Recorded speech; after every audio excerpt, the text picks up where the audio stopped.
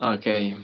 Welcome to Civilization of Thought. After 2 years, we are studying our interviews and work again, inshallah. And our first guest is Mohammed Aurangzeb from USA.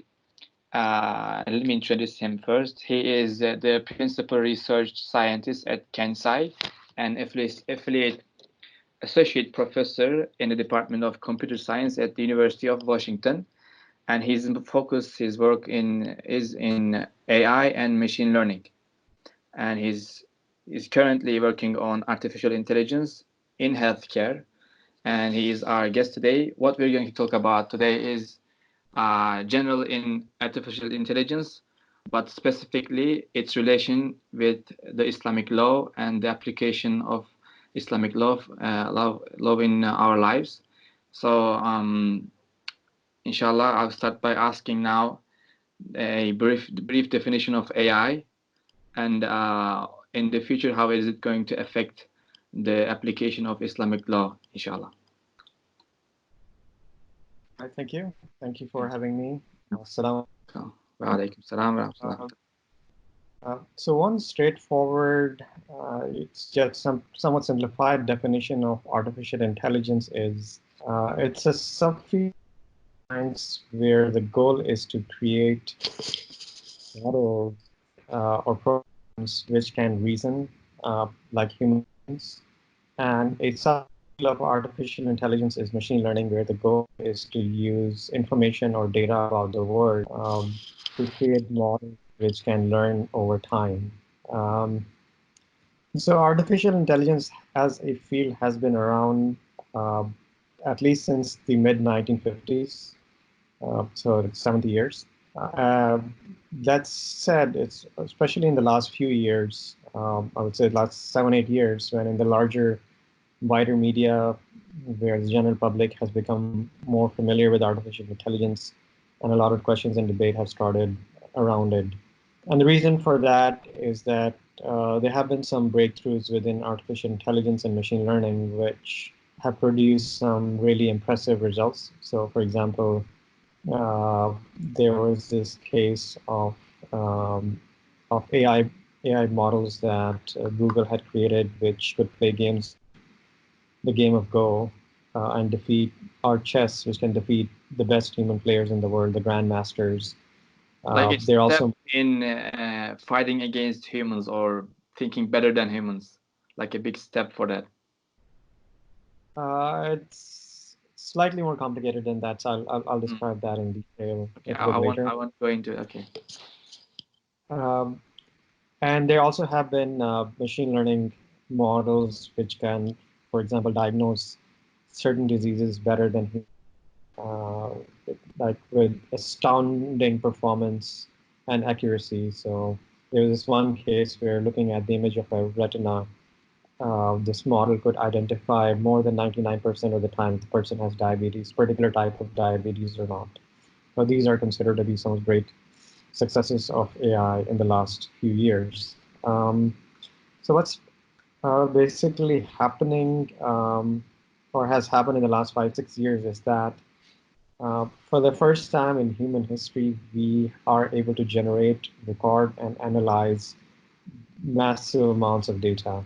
And that is what is fueling the AI revolution.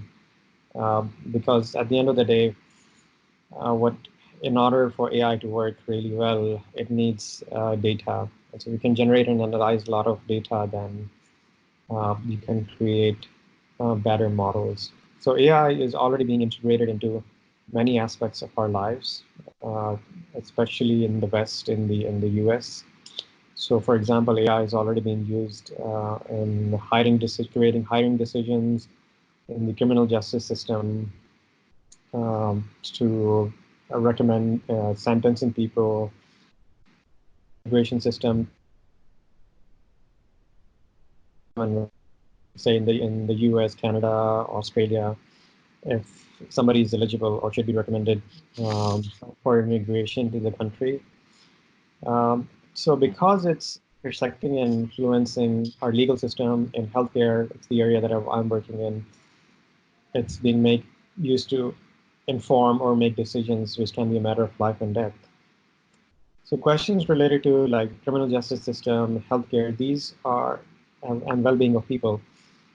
These are questions which look at the classical questions that are Muslim jurists in the field of fiqh are interested in. So that's basically the bread and butter, the So foundations of. it is like the ethical questions rise up. I remember from your presentation. By the way, Muhammad Aurangzeb came to Istanbul like 2 months ago, I guess, and he gave a presentation about the social sciences and the AI in the future, something like that. So in that presentation, I remember you were mentioning about, for example, a car working with AI. Is it going to hit the person in front of it or hit the other person who is like more elderly?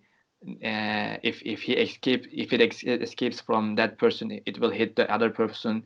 Which one it is going to choose, etc. Like these ethical questions arise. So I think these are the problems we're going to face when AI and machine learning is increased uh, with the application of the Islamic law. In which parameter are these machines are going to work, like with which ethical parameters, right?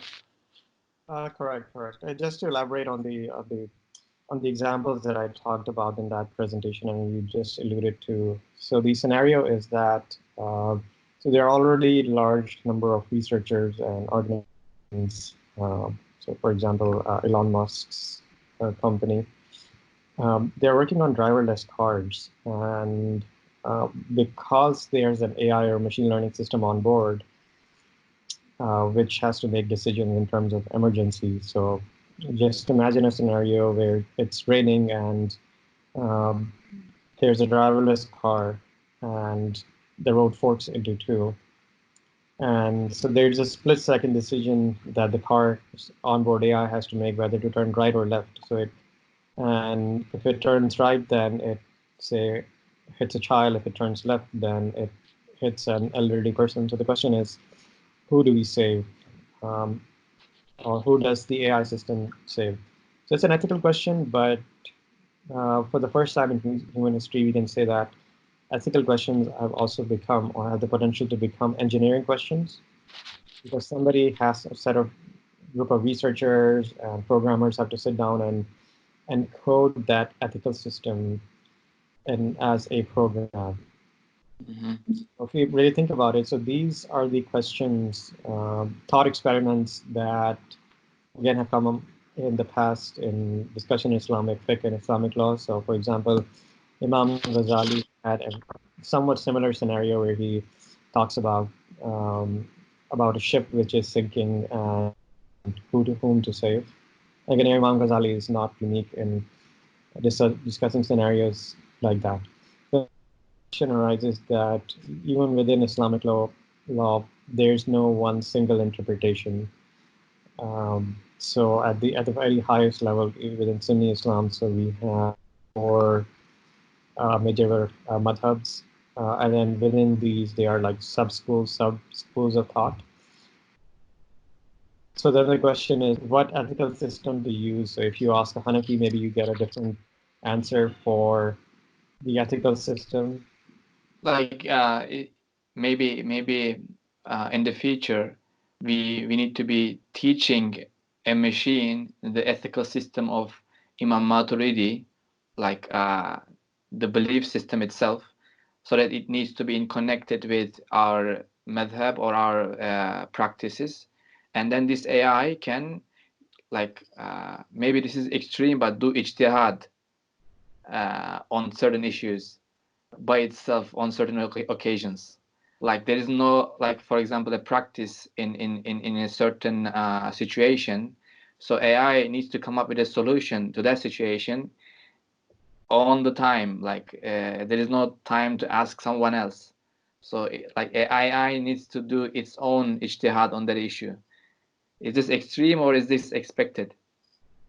Right. So especially in scenarios like these where we have to make where there's not enough time for humans to respond and integrate a large number of information, then exactly we will have to encode something like that.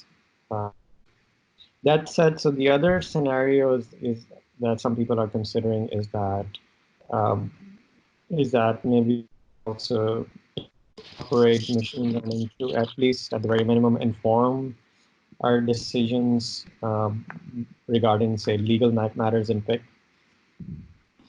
So where the idea is that so suppose it's impossible for, say, a person to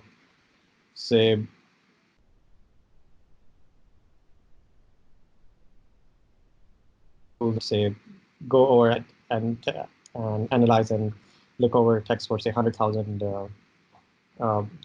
books. That is not possible. But it is possible for a machine learning system to do that.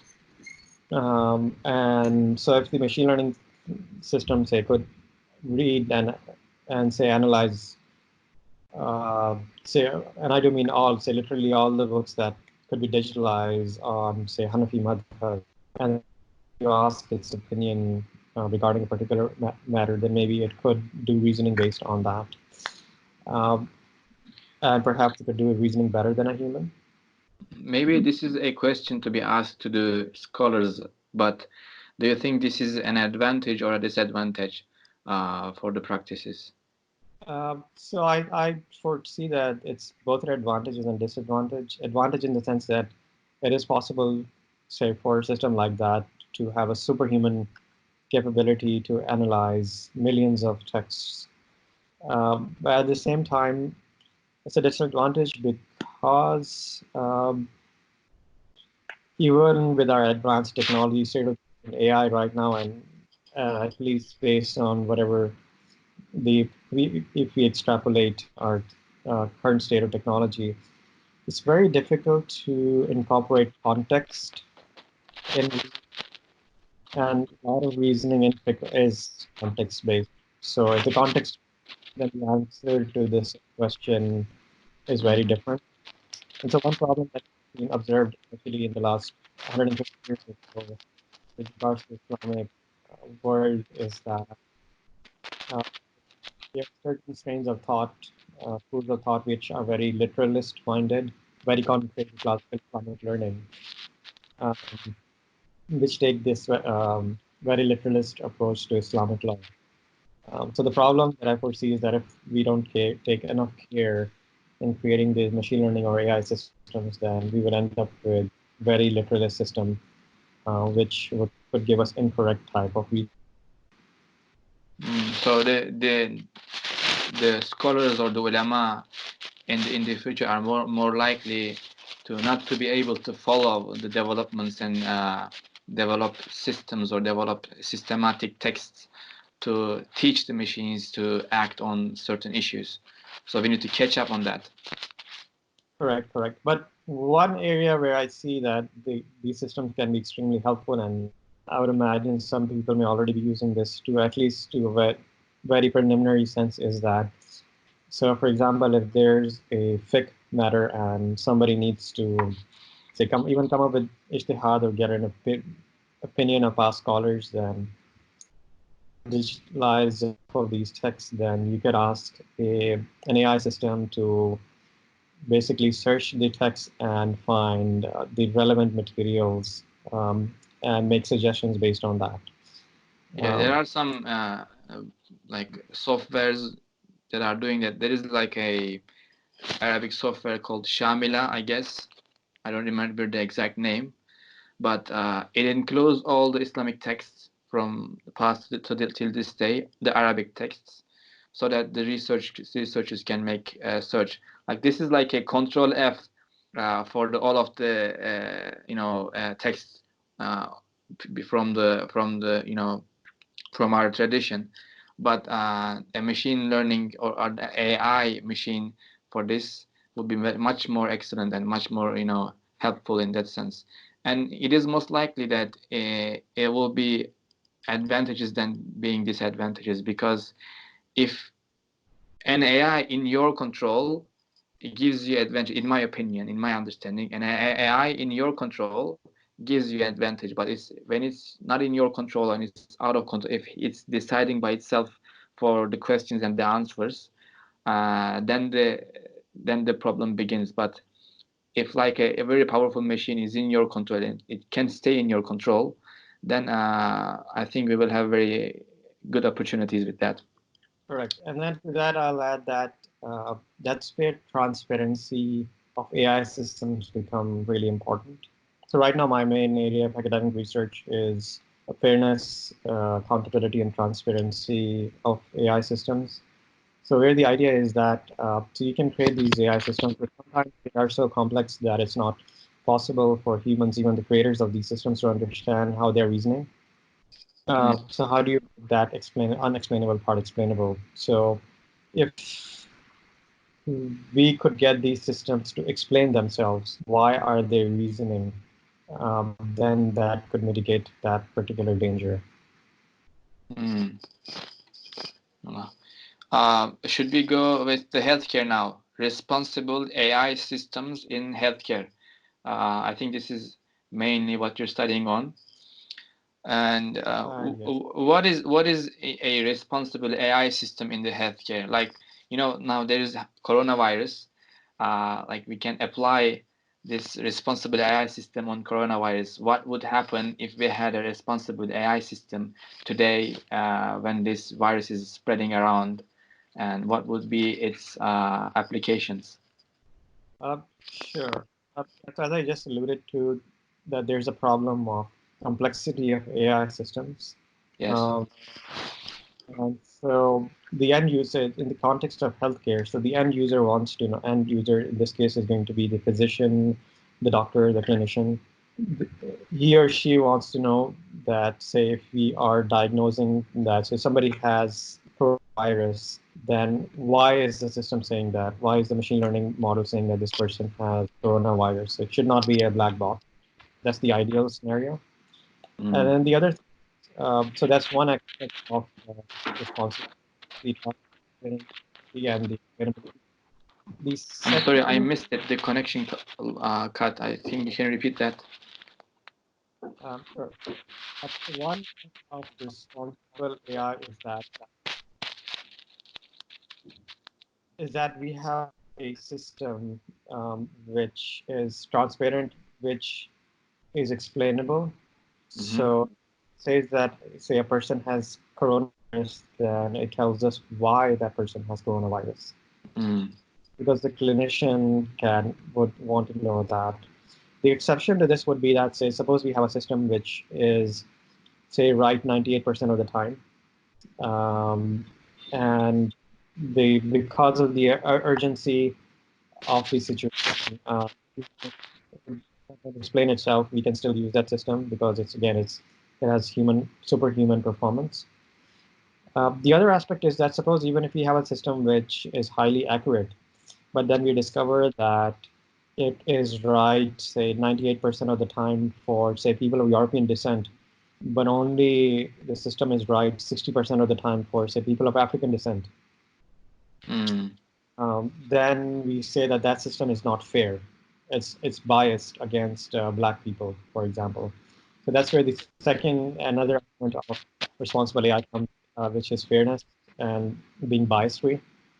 And there have been there are already examples of machine learning, and even outside of machine learning systems, where these healthcare uh, uh, machine learning models are biased against minorities. So for example, the few famous cases in the U.S. Uh, where there are models which say don't work as well as on minority populations, say Asians or African Americans. And the reason for that is not that the physicians or the doctors in the US are biased against black people consciously. In a lot of cases, it's because the data itself is biased. They're just, or maybe historically there was bias against these people, and because the models are based on historical data, if people are biased and they will generate biased data, and because the data is generated, the machine learning models will be biased. So even if you have people who are very fair, but if they're using biased machine learning models, then the outcome will be biased. But that's it. Our researchers who are working on unbiasing machine learning models. So this AI being responsible is related with not only for engineers for the social scientists, for even the philosophers and the historians, etc. They all need to be included in the process of making this possible, so that we can have a responsible AI system in the future. Correct. And it's important because engineers traditionally are not taught in this manner. So one famous example that I can give is that so one of the flagship artificial intelligence conferences, this was just last year. So Google uh, presented some results regarding their work that they were doing with the government of UK. And so the person who was presenting this, she was saying that this like it's a very ethical system with a lot of public social good because it's showing all the audience asked her, but the data that is being shared by the UK government, that actually does not have consent of the patients. So then how can you say that this is ethical? And then basically the engineer said that, well, that's the responsibility of the UK government. Mm. That's not true. So it's a problem. A lot of ethical problems. Collecting data is a huge problem, even without AI. I mean, the things today, the Facebook or the other companies are may having trouble with. Collection of data is a big problem, and in the future, it's going to be bigger. It looks like it's going to be a problem for the governments, not only for the companies. Correct. And then there are other scenarios where these ethical questions arise. So one problem that I worked on in the past is predicting end of life or mortality for a person. So, Mm. well, predicting, say, 6 months or say even in advance if somebody's going to die or not. But if you think about the implications of that, so somebody's going to use that machine learning model to make decisions regarding whether to treat that person or to send that person home. Mm. Um, so if you get, so what are the implications if you get that model right or wrong? But if we think about, like, we usually say, okay, this is possible, let's do it or let's not do it. But for me, it looks like if it's possible, it is going to happen. And we need to think about when it's going to happen, what should we do? Right. And then the other part is that machine learning, unlike traditional computer programming, is probabilistic in nature. And most people, I would say people throughout the world, are not very good at probabilistic reasoning because that's just not taught in schools. Mm. Machine learning model says that with probability 0.8, somebody's going to get a disease or somebody's going to die. It's saying that there is still the probability of 0.2 that that is not going to happen. So there's Yeah. that uncertainty into these models that we need to think about. Okay. Anything you want to add on this? So in general, I would say in the area of uh, responsible AI, so there are additional constraints that, in addition to what I just said, so another one is the consistency and robustness of the system, which is basically the fact that uh, how, say, if there should, for example, there should be graceful degradation of the system if the data quality degrades. By that, what we mean is that if the if this machine learning models has less information available, then its confidence in its prediction, for example, should decrease. And the end user, so an important aspect of responsible AI is also design. So which is not just that the system, the machine learning model that you're creating, but the end user who is using that system, uh, they should be able to understand how, um, not necessarily how the model is working, but how the insights should be employed from that particular model. Mm. So the education, the end users need to be educated about these developments as well. It's not like you're buying a new simple machine. You're using something much wider and bigger than that, and so you need to be able to understand what it is telling to you, and Is that what you're saying? Correct. Right. And I would say that it even goes beyond just the end user. I think given in 2020, like the general population in pretty much any part of the world should be educated about artificial intelligence and machine learning because they're already affecting our life, making a lot of decisions or nudging us towards certain types of behaviors. So, for example, if you online, make a purchase, you get recommendations for certain products. Then products are those recommendations are informed by some recommendation algorithm, some recommendation model. You go online, you are serviced certain ads, and at the end of the day, the goal of these organizations, which are servicing the ads, understandably, is to sell products. Uh, but there is an asymmetry between the end user and, say, large company like, say, Amazon or Google, which is that they actually know a lot of things about your behavior online. So they can predict what you are going to do better, in a lot of cases, better than you do. So, for example, Mm. technology set of algorithms which are known as anticipatory shipping. What But anticipatory shipping? yes, so the idea behind that is that, so suppose you use a certain service regularly to buy things, let's say Amazon, and if there's sufficient data about you, then these algorithms can predict if you're going to buy something next week. So if they can do that, then they will already store that item in their warehouse, ready to be shipped. And so when you Or go they will online, make you buy the product. right? So when you click on it, so there's already an item which is packaged, labeled, ready to be shipped. So that reduces the time. So again, from this perspective, the end user, the average person, is at a disadvantage with respect to because they just don't have access to this large amount of infrastructure, these sophisticated models. So that's why I think it's important for I would say pretty much everybody to be educated regarding what is the level of But technology which is real. getting educated, like for example, I make research about these issues, and I try to, like, for example, there was a website, I forgot its name, but there is a website where you can block the cookies coming from certain websites. Right, you in there, you see on from your IP that these list of websites are sending cookies to your computer and collecting data about your actions. And if you want to block these websites getting into your computer, you can choose to block them. So this is like, I don't know how many years it was there, but this is what you're able to do.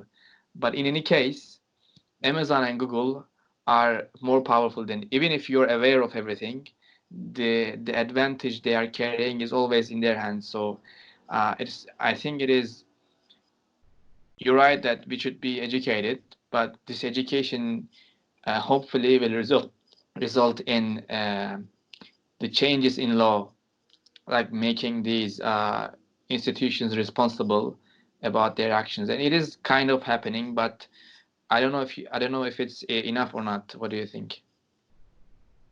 Um, yes, at least for now, it may not be enough because the general population is still unaware of what is already being done in terms of what the capabilities of AI are. And in the media in Hollywood, for example, a lot of discussions around AI are centered around Terminator-like scenarios Mm. uh, or AI taking over. The problem with these scenarios is that they actually distract people from real problems that AI already, how AI is already affecting society. So I think that needs to be addressed. So Like the we look problem to of the future, but forget the current issues.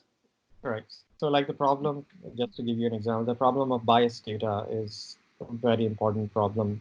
Just to give you one more example. So Amazon, I believe that was last year or the year prior to that, they did an audit of an AI system that was going through resumes of people who had applied and recommending candidates, it was discriminating against women who were highly qualified. The reason for that, again, is not that it was designed to discriminate against women. It was because historically women had been discriminated against, and it was using that data. So in Australia, there was an example where there was a native English speaker from Ireland. Like she had 2 degrees, and she language, and so she applied for permanent residency in Australia. But because, at least in the context of Australia, Irish people have a very peculiar different accent. She did not the English proficiency test because an algorithm thought that her English was bad. Again, and the An reason for that, algorithm tests the English of an applicant. correct. This is in Australia, and in Canada, algorithms are already screening people whether they should be recommended for immigration or not. So this is already happening. Like huge decisions about a human made by a machine. Correct. Yeah. So one scenario people are already talking about in the future is something called algocracy. So Algocracy. algorithm plus cracy. So like ruled by algorithms. So one advantage, if we can talk about advantage, is that there's a potential to, and or at least at the very minimum, reduce human bias in decision making, because we know that humans can be biased. The other disadvantage, on the flip side, the problem is that if we are not careful, then we may end up embedding human biases in algorithms, and then people can just say that, well, I'm not discriminating against anyone. It's the decision is coming from a machine, and machine cannot discriminate, which is actually not. If you start with biased data, you will end up with biased algorithms. Like we And you need can some end up sort of making like there is Bill of Human Rights. We need some sort of a biased free ethical system that can be embedded in the machines, and then we may be able to say, okay, this is the machine's decision, not my decision. It is like the council is deciding, not me, or the system is doing, not me. But this looks like very hard, like to have a consensus about this issue. Like every country is different, every country's biases are different. The political powers, they don't like to they wouldn't like to choose this kind of bias-free understanding. But we are hopeful, inshallah. yes. Okay, responsible AI systems. I'm closing on that and continuing to. I was going to ask, where are we in pursuing the fully imitated life? But I'll skip that for now. And I'm gonna quote from you in your article on Big Think. You say that if we don't start a discussion about the possibility and viability of simulations of the deceased now, then they will be thrust upon us when we are not ready for them in the near future. The road will be fraught with moral dilemmas and questions about the human condition. Soon, the line that divides the living from the dead might not be so clear. So, death is a serious issue. And I remember when in your presentation you talked about your dad. Um, may Allah have mercy on him, on his soul. And you said the simulations of the deceased are coming. Yes, like the people is for the people it's usual and normal to feel or desire endlessness, whether for themselves or their relatives. So, what are we going to face on this issue? Like people aren't like you did a model of your father, right? On computer. Yeah. Correct. Yeah. So let me add some context to that. Um, so I've been uh, working on a model. I already have a model of a machine learning based model that can have conversations in a manner similar to conversations that I had with my father, who passed away uh, almost 7 years ago. And so the motivation behind creating that model is that so one day when at that time I didn't have kids, but one day when it's older, they can have conversations with this system uh, in a manner that they would have conversations with their grandfather. And so with that, so that opens up, if we, in the larger context, this idea that we can create simulations of people who have passed away. So you can think of a simulation as an imitation. Um, so I'm not claiming, or other people are not claiming that this the simulations that we are creating, it has a consciousness. It's alive. It's not. At the end of the day, it can act. It can imitate human behavior. And the reason that it can do that, simulation can do that, is that we feed it enough data about that person. Um, so one problem when I when I started working on this, I was not thinking about the wider implications of the system, but over the course of time, I've spent a lot of time thinking about it. I mean, uh, this is this issue is fraught with a lot of problems. So, for example, if say if this technology becomes widely available, a large number of people start using it, then there's the danger that people will start abusing this also. So think about what was the end goal when Twitter was created versus, say, how Twitter was used to influence the 2016 elections in the United States. I mean, nobody would have foreseen that. So there's a lot of unintended consequences, and we all know that, as with any technology, including digital technologies, there's the tendency to abuse. So just imagine people getting addicted to just interacting with an AI system, which just like talks like say their deceased parent or their deceased spouse or their children, and they just spend a lot of time throughout the day just interacting with the system. Or there's this idea that you have to deal with the positive and the I mean, there's no person alive who is perfect. That's just the reality of things. Mm. But with digital systems, digital personalities, we can edit out people's personalities and make them ideal.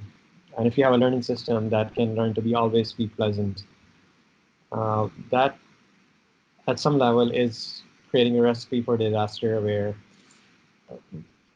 regardless of whether the simulation of the person is for a person who is alive or dead, if it's going to be always going to be positive or pleasant, then well, some people may be tempted to come to the conclusion that why interact with real people to begin with, because real people have flaws, while the And avatars, the simulation. like we see similar examples today. Like I haven't seen from the Europe or the United States, but from the East, China and Japan, I guess, or Korea, like people marrying certain objects because like when like if you yelled at the object, it won't yell back at you, even it doesn't have an AI or something. Uh, as the human relations get like dissolve, the human relation with objects, it gets like they get closer with the object than getting closer with a human. So like now there are some models that people are working on to like uh, like please certain type of emotions. Like if you have this AI machine or human or android or humanoid, uh, you will like you will have a lover, or you will have someone worthy of loving, for example. So I guess these kind of issues are going to, like, for example, a think about someone who is a fan of a singer. let's say Michael Jackson, and there is a lot of information about Michael Jackson online. And if you import the info about Michael Jackson online to an AI machine, I think it can easily put up a like even better model of Michael Jackson, who can sing, who can talk to you, who can share memories with you. And if you have a like humanoid model in your house, and a company is making thousands of models that can be, personalized, like this is like a huge different like century or something. This is a huge step in my opinion. Like this will change a lot. What do you think? Like this is in like beginning, coming back to the beginning, the ulama and the scholars, the Islamic scholars, they need to be thinking about this very seriously. If the, like we are talking about the mobile phones today, but the humans and androids, they are coming, and the interaction between these objects and us, it's going to be a real problem. What are your ideas about these? No, that is an excellent that is an excellent point. And just to elaborate on that, so the phenomenon in Southeast Asian countries, especially Japan that you mentioned, so there's even like a term for that. But these people are called in Japan kikimori. Kikimori. So yes. So basically do is that they isolate themselves from the rest of society. They like live, play, work in their rooms, even order food online, and or even uh, like fifth, a fifth of Japanese are not even interested in having relationships, and I mean not even interested. So that's a sign. So you said a fifth of the population? A fifth of Japanese men less than 40. Ah, that's huge. Yes, like not even interested in women. I mean that is a very worrying sign. So one implication. The other thing is that the technology is very rudimentary, and we're only seeing the beginning of this. And over time, it will become better and better at manipulating human emotions.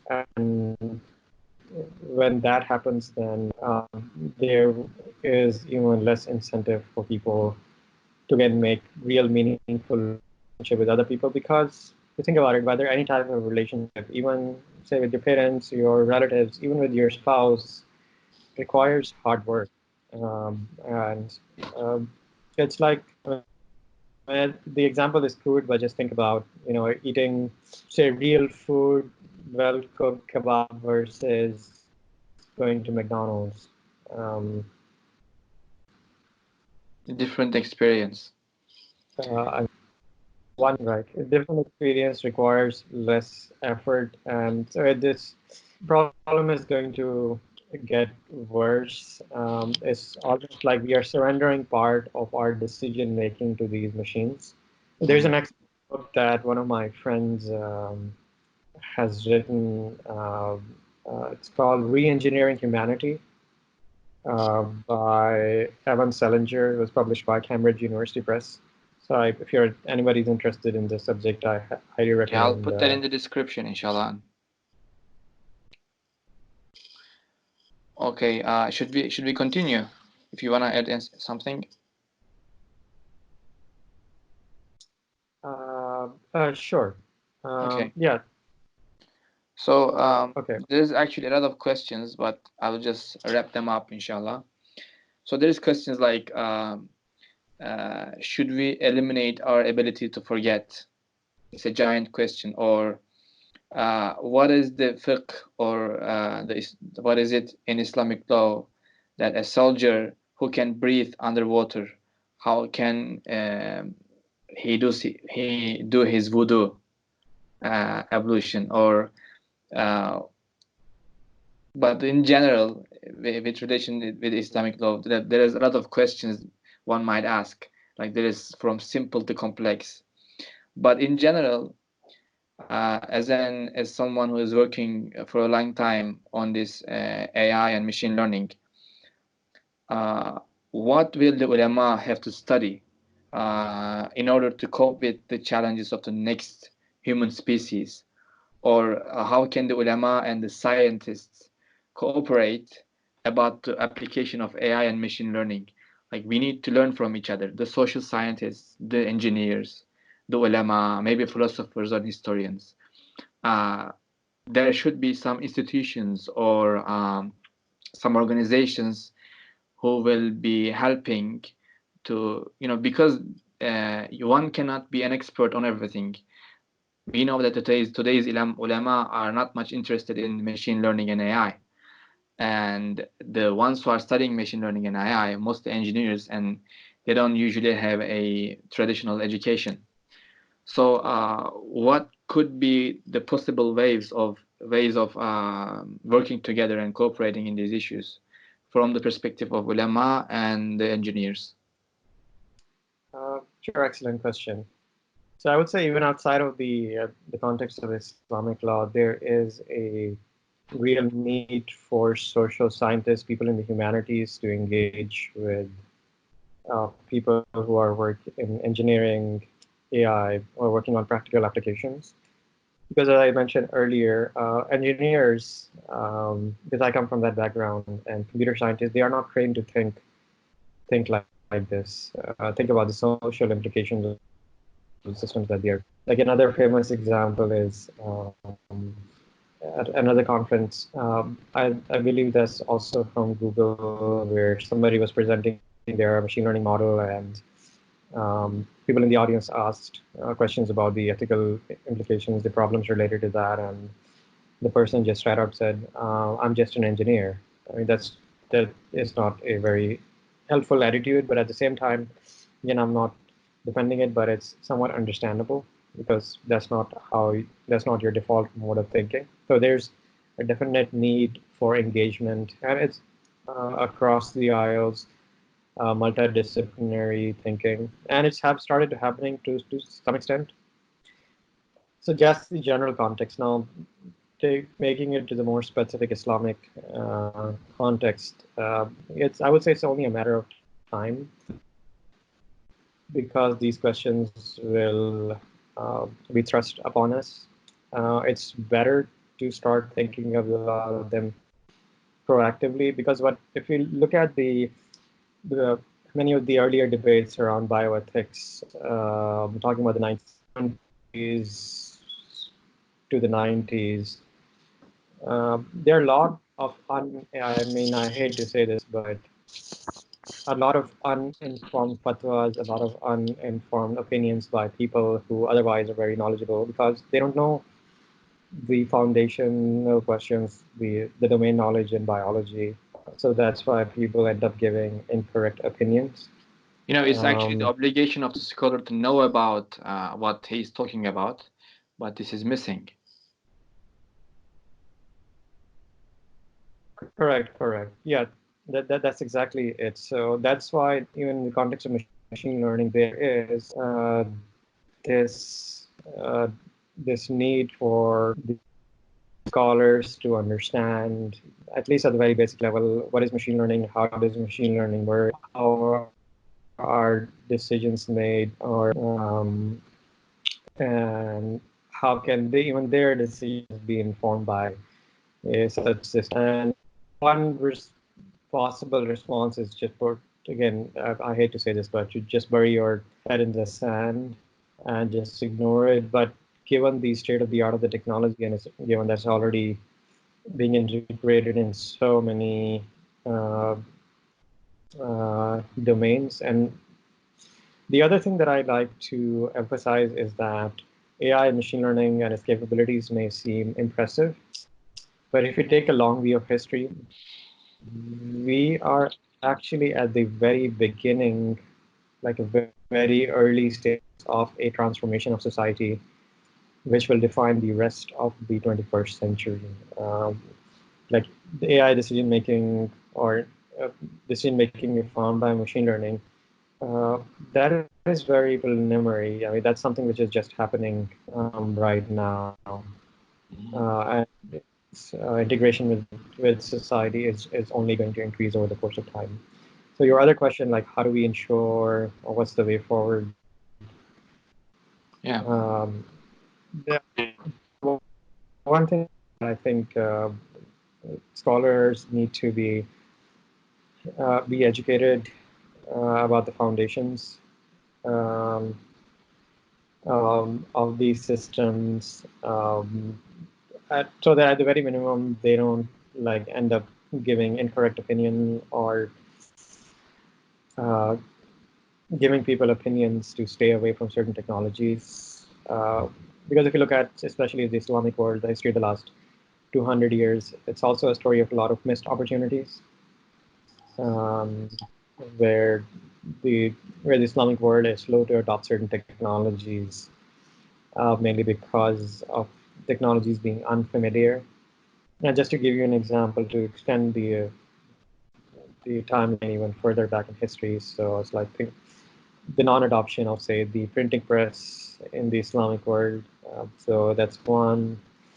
Uh, just the delay in adoption of the loudspeaker uh, by the ulamas. So like there were fatwas from the Ottoman Empire in British India, in Iran, in Southeast Asia, and now if you go to any masjid in pretty much any part of the Islamic world, it's a standard part of how adhan is delivered. Um, so that's one issue. And then, like, if you look at place like Egypt, there was an issue regarding how um, say there were ulamas who were against using um, water coming out of pipes for doing wudu. I mean that for us 2020 that seems laughable, but that was a reality for a long time. Your son is there. Yes, that's my daughter. Daughter, yeah, MashaAllah. Yeah, the ulama, some of the stuff they did, they are understandable because the context is important, and the Islamic world, they usually try to protect something rather to go forward or do something else, because you are scared of going over the boundaries, etc. So this is understandable, but of course it could have been done in a better way. But hopefully, if the ulama works on these issues and reads, and maybe in the madrasas they teach the new generation of ulama in the future, I am very hopeful that the new ulama are going to be better in resolving these issues and providing a better opportunity for us. So that's about all of the questions I have. Um, by the way, I can't see you. Okay, now I can see you. Um, that's about all of the questions I have. If you want to add something else, you can add, inshallah. Your voice is not reaching me. All right. Okay. Just to add to the last comment that you made, I think part of that reaction of being conservative is that if people do not understand something, then they want to stay away from it or take this quote unquote the safer option. Yeah. Scared of And darkness. it's not right. So it's not like just, I would say, applicable to ulamas. I think it's applicable to pretty much everybody, any human group. I think that's Yes. why being educated on these things is extremely important.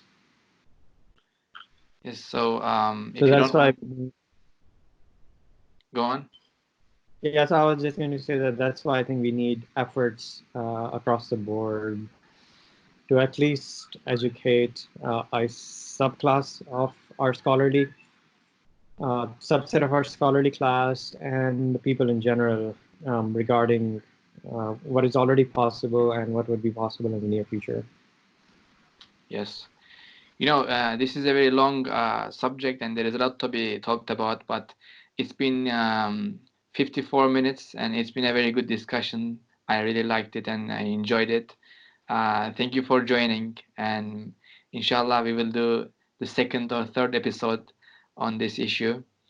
And inshallah, this will be very helpful to both the engineers and the ulama, the scholars, and can open the ways for a better future. And there is, we can discuss this with philosophers as well, like the scholars. There is one example. I just want to read this. I was just watching a video from Abdul Hakim Murad, Tim Winter from UK, and he was saying that there is no other religion except Islam that needs the body to operate. Christianity and Buddhism can forget about the body and say it's not meant to be high anyway. Like Christianity and Buddhism doesn't need the physical world to operate the religion, to apply the religion to the world, like getting wudu or something. Like we need the Islam has the physical world to operate. So the ulama needs to think about that and agree or accept the fact that we need to understand the physical world to operate within the physical world. And inshallah, the ulama can see that. Of course, we are not. I'm not an expert here, but this is like a clear picture. Everybody can see that we need to study the world. And I thank you again for joining. And inshallah, see you next time.